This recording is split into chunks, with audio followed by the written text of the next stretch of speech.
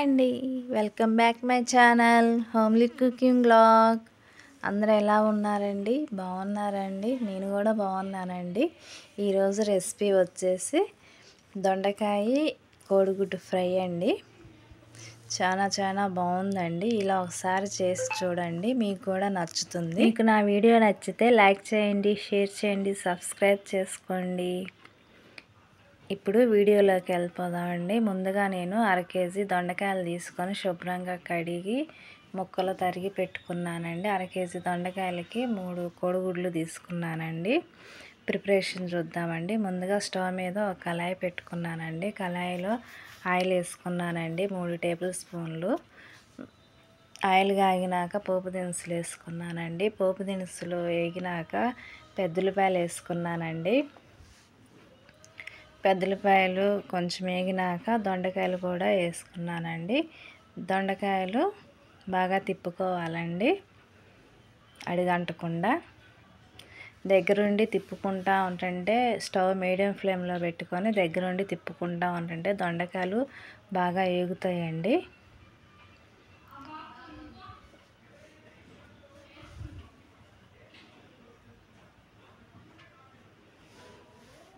కొంచెం వేగినాక దానిలో 1 స్పూన్ పసుపు, 1/2 స్పూను ఉప్పు వేసుకొని తిప్పుకోవాలండి.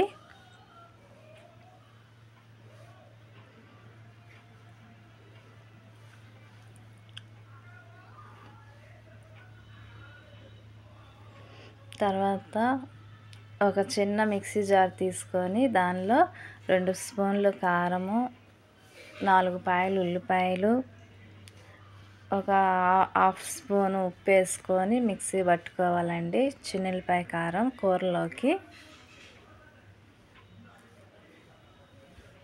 మధ్యన దొండకాయలు తిప్పుకుంటూ ఉండాలండి, అడుగంటకుండా.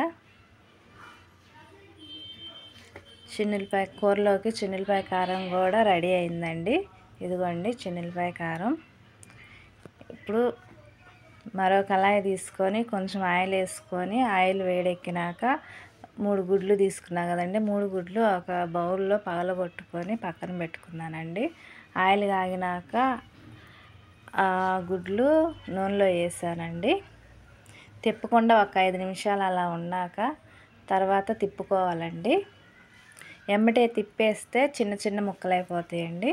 అలా కాకుండా కొంచెం ఒక 5 నిమిషాలు ఆగినాక తిప్పుకుంటే మనకి కొంచెం పెద్ద ముక్కలు వస్తాయండి.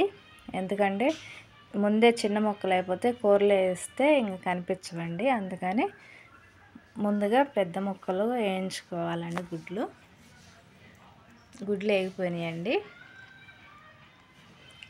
కూర కూడా వేగింది, ఆల్మోస్ట్ అయిపోయిందండి. కూర కూడా పక్కన వేపి పెట్టుకున్న గుడ్లు కూడా వేసుకున్నామండి. ఇప్పుడు కూరలో వేసుకున్నాక వాటిని చిన్న ముక్కలుగా గెంటితో కట్ చేసుకోవాలండి. కూరలో వేసినాక అవి బాగా తిప్పుకోవాలండి, కూరలో కలిసేటట్టు. ఒక 5 నిమిషాలు అలా తిప్పేసుకొని తర్వాత మనం చిన్నులపాయ కారం తయారు చేసి పెట్టుకున్నాం కదండి, ఆ కారం వేసుకొని తిప్పుకోవాలండి. కారం వేసుకున్నాక ఎక్కువసేపు ఉంచకూడదండి, మాడిపోతుంది. ఒక 1 మినిట్ 2 మినిట్స్ చాలండి. అయిపోయిందండి కూర. సర్వింగ్ బౌల్లోకి తీసుకొని సర్వ్ చేసుకోవటమేనండి. చూడండి ఎంత బాగా వచ్చిందో కూర. చాలా టేస్ట్గా ఉందండి కూర.